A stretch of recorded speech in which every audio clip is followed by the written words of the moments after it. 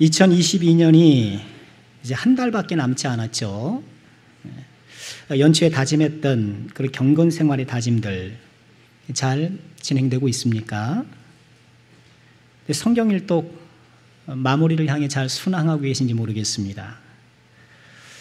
성경 통독에는 만만치 않은 산들이 있어요.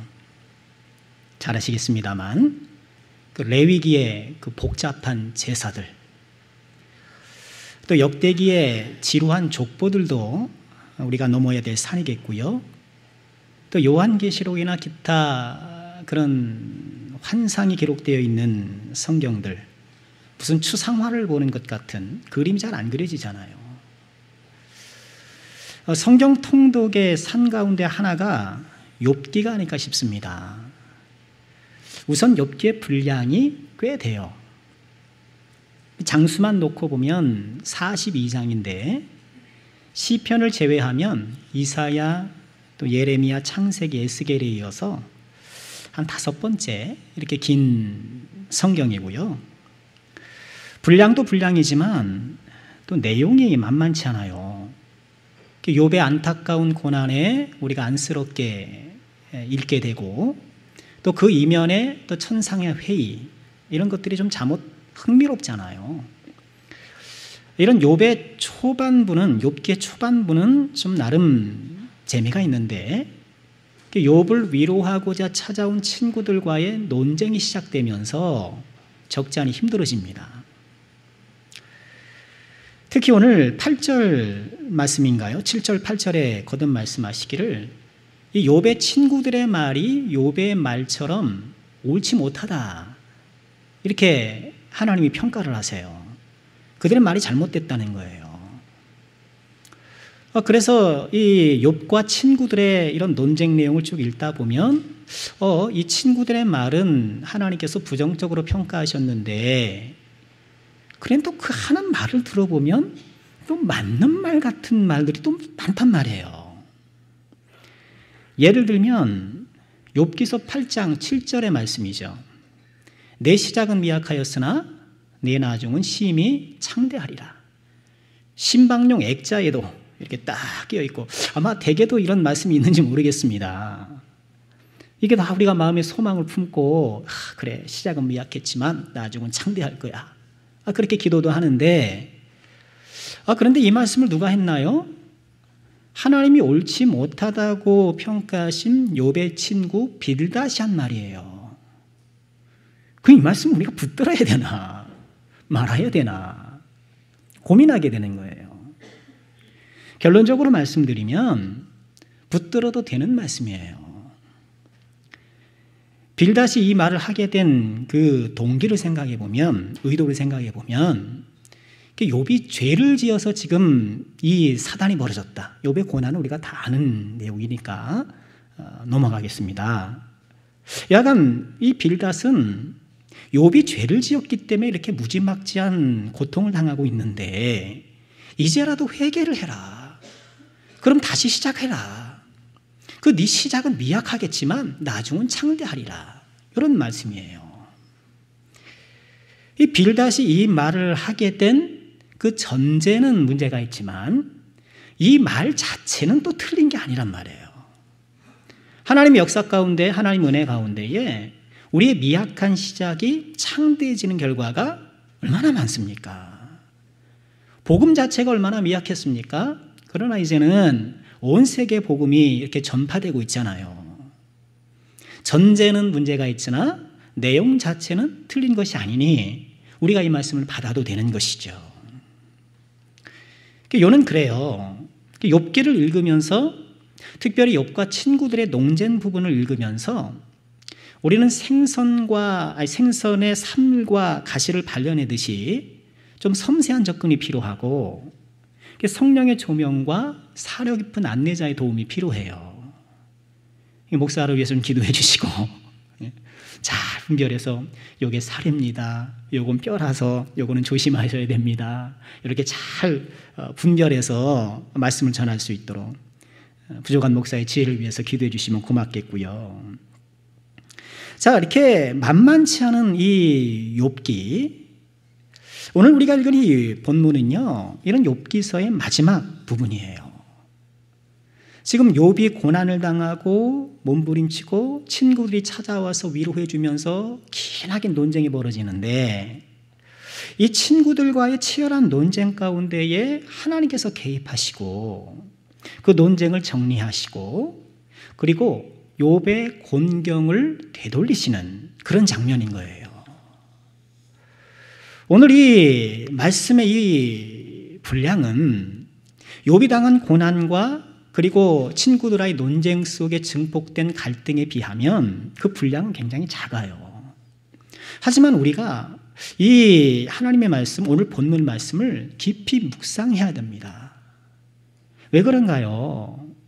우리 인생도 꼭 욥만큼은 아니라 할지라도 때로는 이유를 알 수 없는 시련 때문에 휘청일 수 있고, 애써 내가 잘 일궈온 재산을 잃어버릴 때도 있고요. 또 사랑하는 가족을 그만 사별하는 경우도 있고, 원치 않는 질병에 사로잡혀서 수년째 이렇게 신음할 때가 있고요. 무엇보다도 이런 고난 가운데 몸부림침에도 불구하고 침묵으로 일관하시는 하나님 때문에 신앙의 위기를 겪을 수도 있기 때문이에요. 하나님께서 이 욥의 곤경을 어떻게 돌이키시는가? 하나님께서 욥의 곤경을 돌이키시는 과정 가운데에 어떤 단계를 밟아가시는가? 우리가 함께 묵상하면서 이런 욥의 회복 과정 가운데 하나님의 회복의 원리를 발견하고 함께 소망하는 이 시간이 되었으면 좋겠습니다. 자, 그러면 하나님은 욥의 삶을 어떻게 회복시켜 나가셨을까요? 세 가지로 관찰이 되는데요. 첫 번째는 여호와 하나님께서 강림하시는 거예요. 말씀드린 것처럼 욥기서 42장 긴 이 상당 부분이 욥의 고난과 그리고 갈등, 이것으로 가득 차 있어요. 그런데 이런 고난과 갈등이라는 이 욥기서의 국면이 무엇을 기점으로 전환되는가? 하나님께서 강림하시는 것, 여호와께서 찾아오시는 부분을 통해서 그 기점으로 전환이 되는 거예요. 우리가 42장 읽었습니다만 이 42장은 38장 1절부터 시작되는 그 본문의 연속이에요. 38장 1절에 이렇게 말씀을 하세요. 그때에, 즉 이 욥과 친구들이 치열한 논쟁 가운데 서로 갈등하고 서로 힘들어하는 가운데 여호와께서 폭풍 가운데 욥에게 말씀하였습니다. 무지한 말로 생각을 어둡게 하는 자가 누구냐 하면서 여호와께서 강림하신 거예요. 여호와의 강림이 고난과 갈등의 삶에서 평안으로 전환되는 그런 기점이 되었다고 한다는 사실. 여러분, 이 사실을 통해서 우리가 무엇을 배웁니까? 우리 삶의 곤경이 평안으로 전환되는 그 기점 역시 여호와 하나님의 임재라는 거예요. 모든 고통과 갈등의 종식자로 여호와께서 강림하시는 장면, 성경은 우리에게 그것을 보여주면서, 이 사례를 보여주면서 우리로 하여금 우리 역시 욥과 비슷한 그런 갈등과 고난 가운데 있을 때에 여호와의 강림을 소망하라는 것이에요. 여호와께서 폭풍 가운데 강림하셨는데, 그러나 실상 하나님께서 욥을 떠난 적은 없으세요. 욥도 그걸 알았어요. 욥기서 23장 9절에 보면 욥이 이런 고백을 해요. 그가 왼쪽에서 일하시나 내가 만날 수 없고 그가 오른쪽으로 돌이키시나 배울 수 없구나. 욥은 믿음이 좋아서 지금 하나님을 볼 수도 없고 만날 수도 없지만 지금 내 오른편에서 내 왼편에서 나와 함께 하신다는 걸 믿고 있었던 거예요. 하나님께서 욥의 믿음을 높이 사신 거예요. 그런데 하나님께서는 이 38장에 이르러서 욥이 하나님을 감각할 수 있도록 강림하신 것, 우리가 이것을 기억할 필요가 있어요. 그러니까 우리가 하나님을 믿을 때에 나에게 어떤 직접적인 이런 감각이 없다 하더라도 내 좌우편에 계신 것을 굳게 믿는 것, 하나님이 기뻐하시는 믿음인 거예요. 이 눈에 아무 증거 아니 배워도 믿음만, 그죠? 그런 거예요.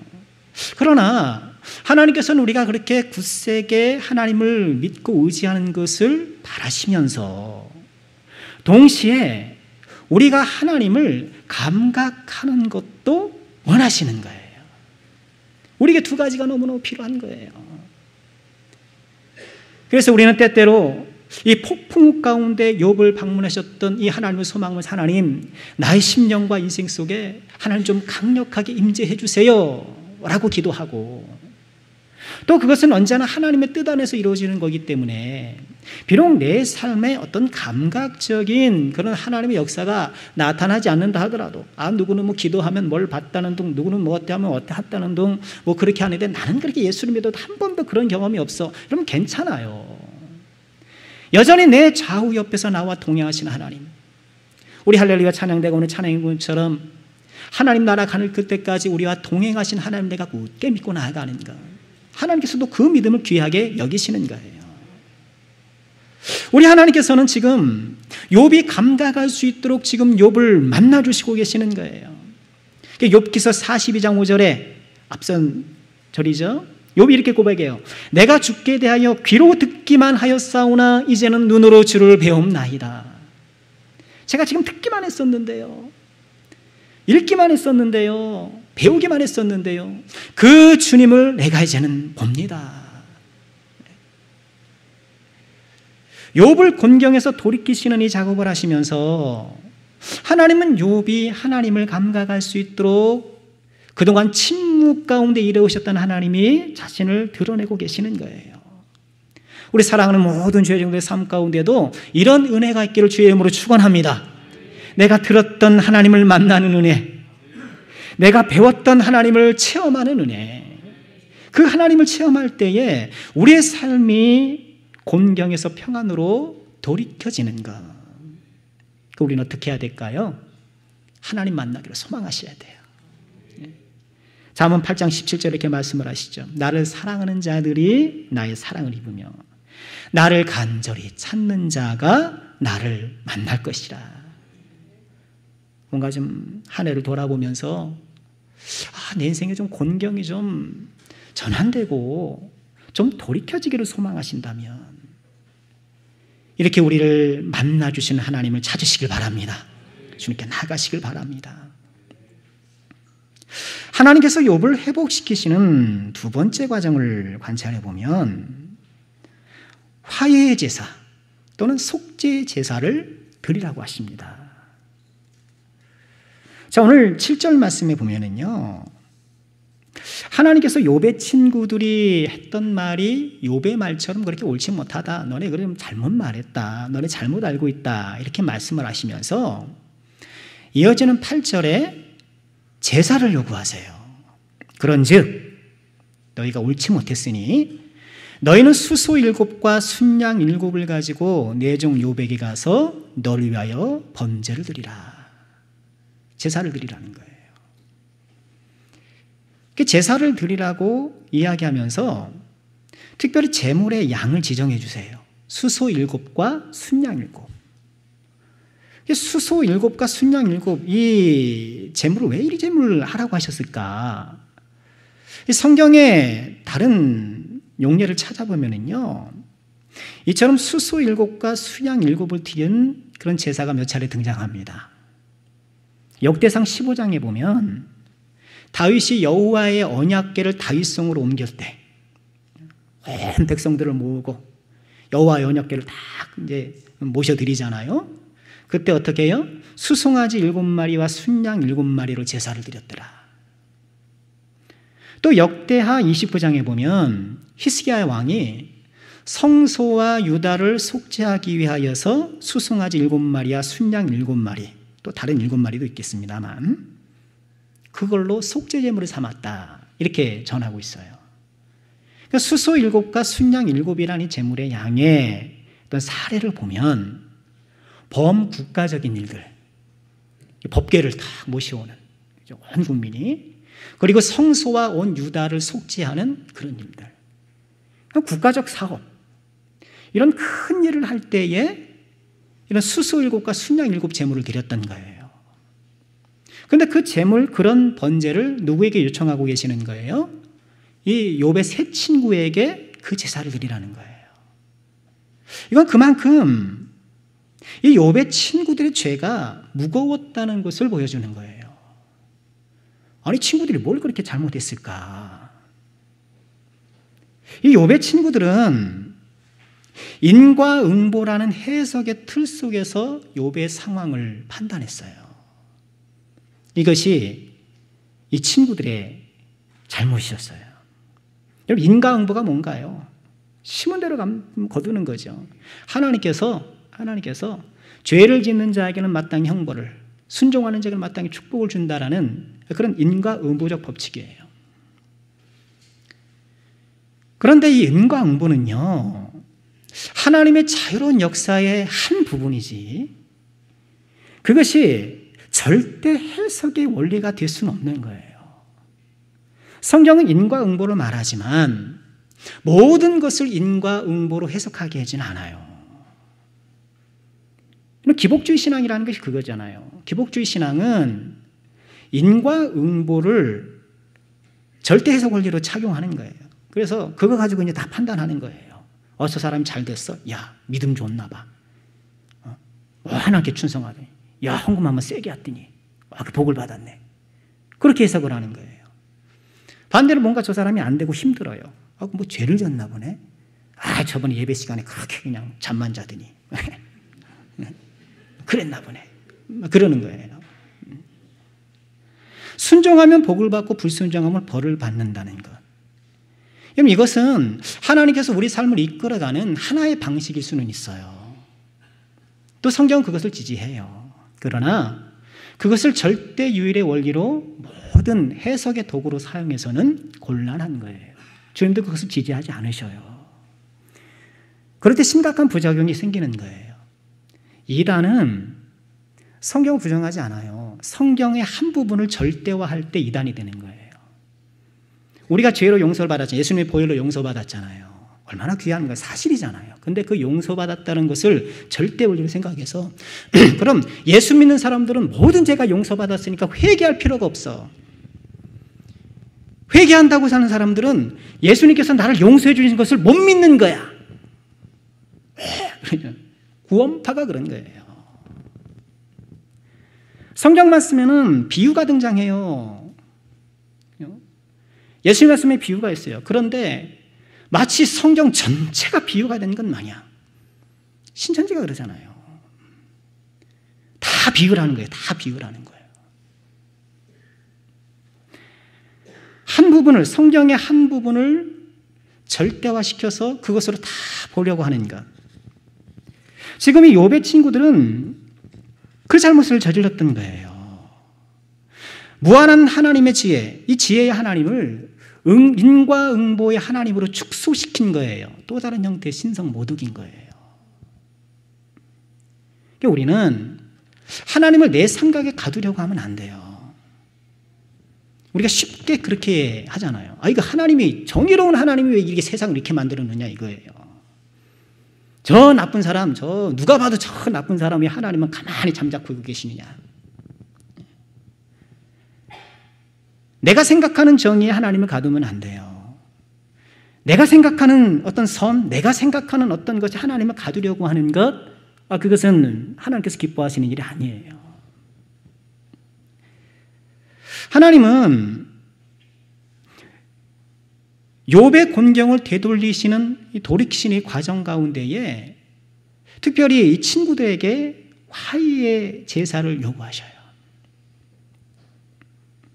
속죄의 제사를 요구하셨던, 이 번제를 요구하셨던 이유는 뭘까요? 하나님과의 관계 회복을 요청하신다는 거예요. 하나님께서 욥의 곤경을 돌이키기에 앞서서 제사를 통해 하나님과의 관계를 회복되게 하시는 것.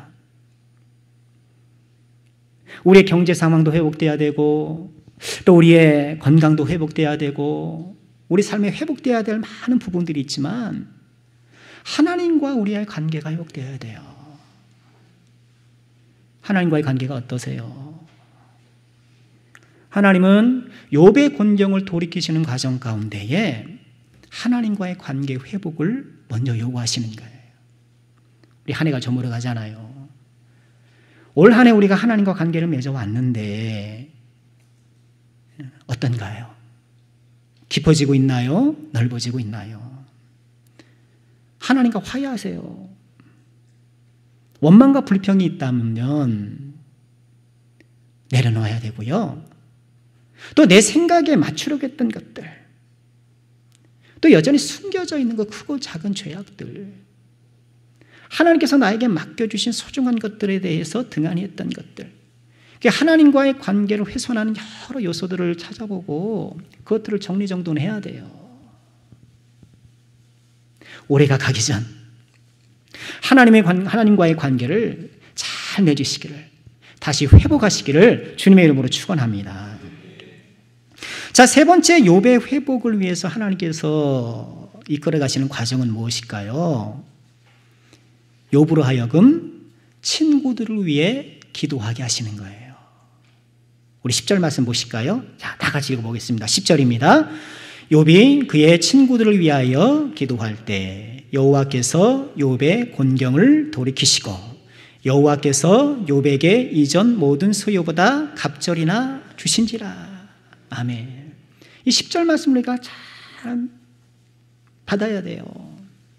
오늘 이 말씀은요, 하나님께서 욥의 곤경을 돌이키시고 예전보다 갑절의 복을 주시기에 앞서서 욥으로 하여금 친구들을 위해서 기도하게 하신 거예요.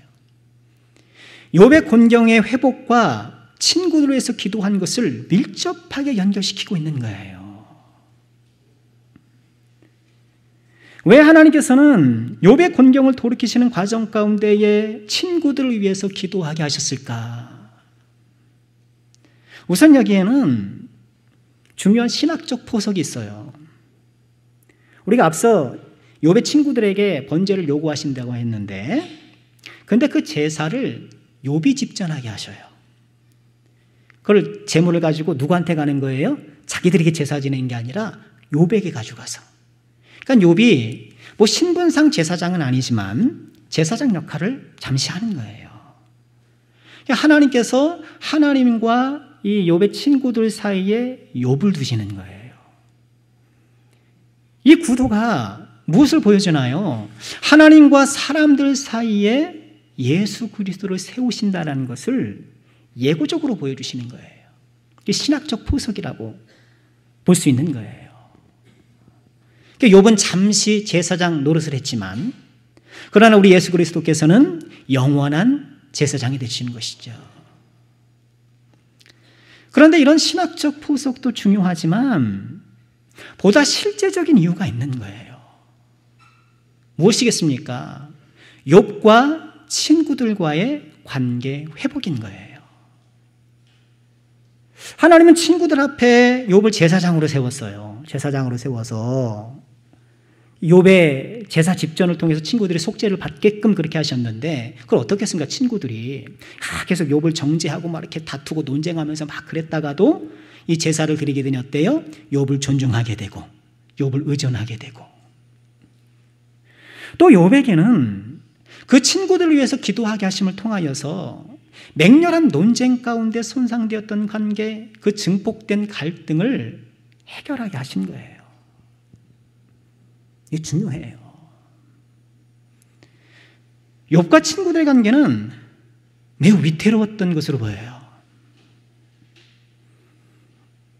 자, 욥의 친구들이 뭐 나쁜 사람들이 아니에요. 오해하지 마세요. 이 사람들 아주 못된 사람들이 아니에요. 욥이 큰 시련을 당했다는 소식을 듣고 먼 곳에서 찾아옵니다. 욥을 보니까 많던 재산 다 날아갔죠. 10명의 자식들 다 한날에 죽었죠. 몸마저 다 그냥 헌대가 나가지고 병들어 있죠.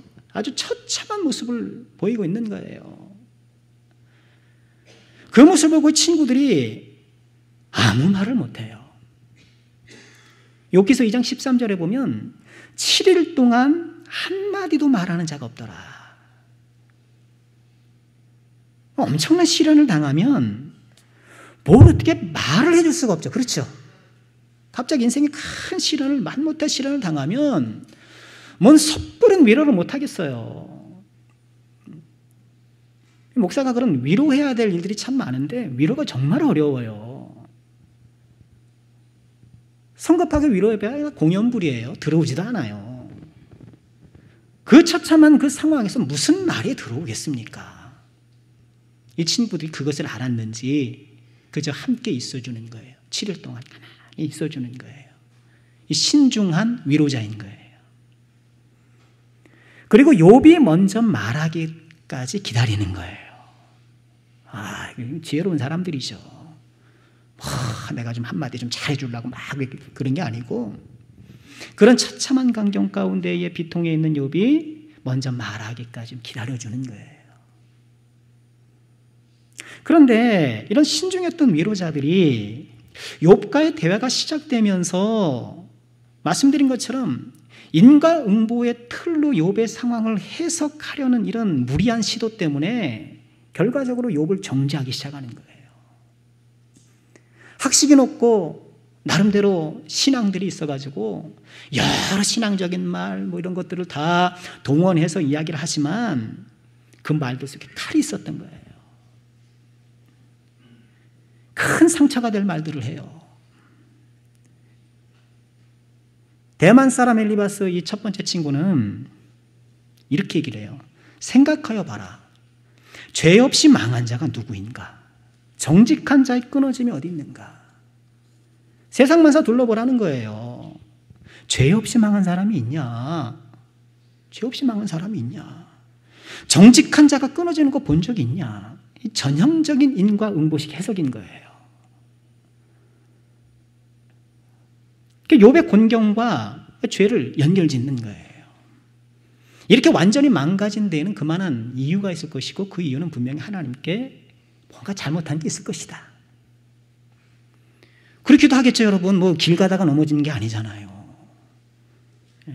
잠깐 뭐 버스를 잘못한 그런 정도가 아니잖아요. 재산 다 날아가고 병 걸리고 자식 죽고 아마 우리 주변에 누가 그랬으면 야 정말 큰 죄 뜬 거 아닌가 막 그렇게 생각하기 쉬울 거예요. 그러면서 이렇게 덧붙여요. 볼지어다. 하나님께 징계받는 자에게는 복이 있나니 그런즉 너는 전능자의 징계를 없이 여기지 말지니라. 근데 요 말 자체는 또 맞잖아요. 요 말 자체는 또 맞아요. 하나님께서는 징계할 때가 있죠. 오히려 그 징계를 받는 건 또 하나님의 또 다른 복이잖아요. 근데 이 맞는 말을 잘못된 전제를 갖고 사용을 하는 거예요. 우리 정치인들이 딱 그러잖아요. 맨날 헌법 수호한다 그러고 국민을 위한다 그러고 다 속에 보면 이제 다리 정치적 계산 다 하고 명분은 아주 그냥 그럴듯한 거 가지고 막 얘기를 하잖아요.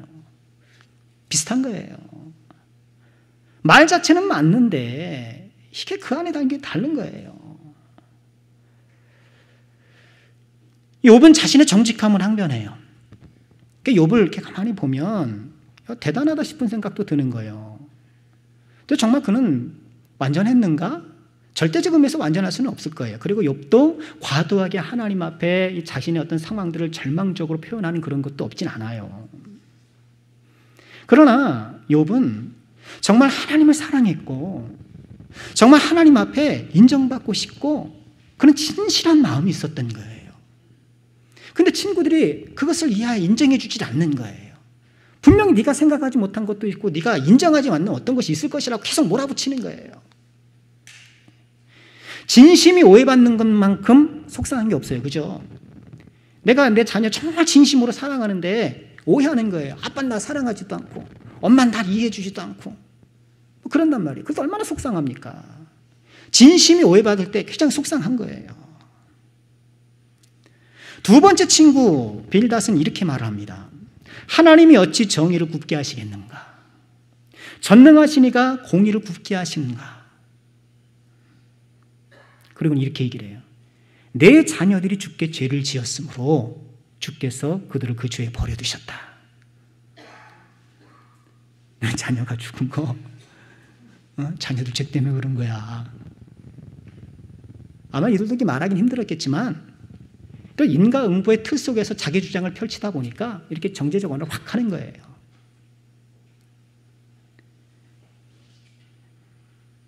세 번째 친구 소발도 이런 얘기를 해요.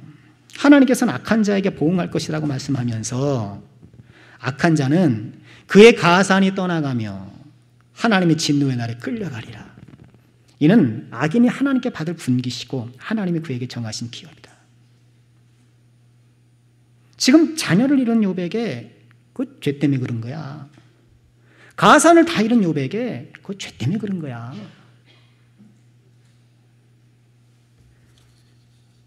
여러분 이런 상황이면 친구들하고 만나겠습니까?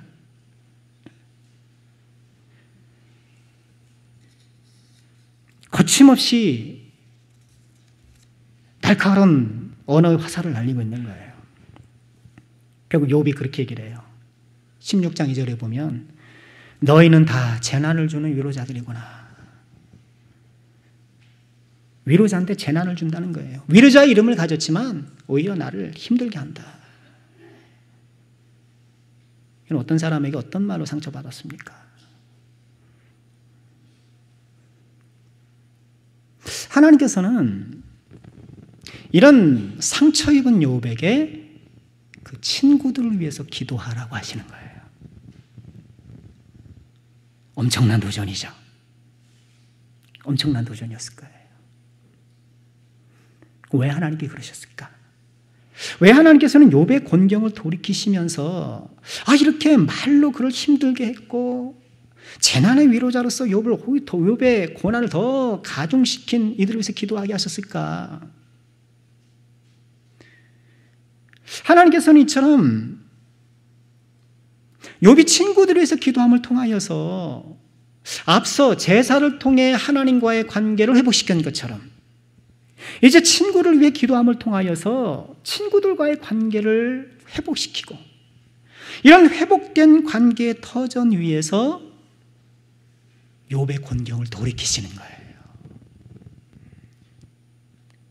우리가 이걸 기억해야 돼요. 2022년이 이제 정말 달력 하나 딸랑 남았잖아요. 하나님께서 우리의 모든 곤경을 돌이키시길 우리는 소망하고 있지 않습니까? 경제적 곤경, 우리 자녀들 진학하고 취업하고 또 건강의 곤경, 우리 미래가 얼마나 불안합니까? 한 해 가는 것이 반갑지 않죠. 정년이 저만큼 다가오는데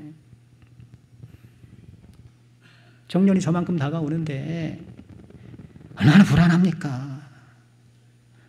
우리 광야 인생 가운데 우리가 맞게 되는 이런 갖가지 곤경 가운데서 하나님께서 우리를 회복시켜 돌이켜주시기를 우리는 소망하는데 그런 과정 가운데 우리가 반드시 놓칠 수 없는 것, 친구를 위해서 기도하는 것, 우리 신앙생활 하면서도 관계의 곤경을 갖는 사람이 적지 않아요. 저는 가족들 간의 관계가 평안하십니까? 교회 나와서 나란히 예배드린다고 그 관계가 다 평안한가요? 회사에서의 관계는 어때요? 보기 싫은 사람 있는 것 아닙니까? 교회에서는 어때요? 교회에서는 어떻습니까? 여러분 누군가 불화하면서 신앙생활하는 것만큼 불행하고 괴로운 것도 없어요. 또 목사하고 불화하면 더더욱 그렇죠. 말씀이 안 들어오니까. 혹여나 부족한 목사의 연약한 어떤 것 때문에 마음에 부담이 있으시고 힘드신 분이 계셨다면 그리스도의 사랑으로 나가라 용서해 주시기를 부탁드리겠습니다. 관계의 불안을 안고 내가 신앙생활하는 것은요 회칠한 무덤일 수 있어요. 그 안에는 시체가 썩고 뼈가 썩어져가는 그런 냄새가 진동하는데 겉에만 회칠해가지고 아무렇지도 않은 것, 괜찮은가? 올바른 게 아니에요. 2022년이 흘러가는 이 시점에 우리가 다시 한번 도전하고 또 기도해야 될 것, 친구를 위해서 기도하는가? 내 좀 헝클어지고 꼬여있는 이런 관계를 회복하는가? 어떻게 해야 될까요? 오늘 말씀처럼 기도부터 시작하는 거예요. 기도부터 시작하는 거예요. 하나님께서 욥에게 먼저 기도시키는 거. 왜? 자기 힘으로 안 되니까. 자기 성격으로 안 되는 거예요. 이런 말한 사람을 내가 어떻게 가서 내 성격으로 다가갑니까? 내 자존심 때문에 어떻게 달려갑니까? 할 수가 없는 거예요. 그러니 기도하라는 거예요. 하나님이 힘 주시고 하나님 능력 주셔야 가능한 거예요. 기도해야 될 일인 거예요. 내 마음에 원망과 불평의 대상이 있습니까? 서운한 사람이 있습니까? 그를 위해서 믿음의 용기를 갖고 기도해 보시기를 바랍니다. 세상 사람들은 관계 회복을 해서 어떻게 소주잔을 높이 들잖아요. 소주잔을. 세상 사람들은 소주잔을 높이 드는지 몰라도 우리 믿음의 사람들은 어떻게 해요? 기도의 잔을 높이 드시고 그 기도의 잔 가운데 하나님께서 응답의 포도주를 부어주시는 것, 은혜의 포도주를 받고 그 은혜를 누려야 하는 것 아니겠습니까?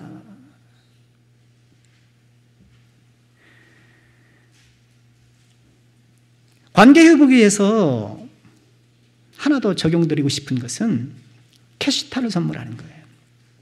우리 11절 마지막 절인데요.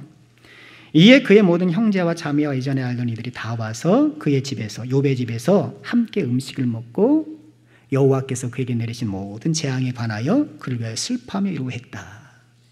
지금 욥의 어떤 곤경을 돌이키시는 이런 과정 가운데 하나님께서 형제와 자매, 알고 있던 지인들과의 관계를 회복시켜 주시고 그 사람들과 함께 음식을 먹으면서 이전의 일상으로 이렇게 되돌아가도록 이렇게 진행해 나가시는 거예요. 그런데 뭘 했습니까?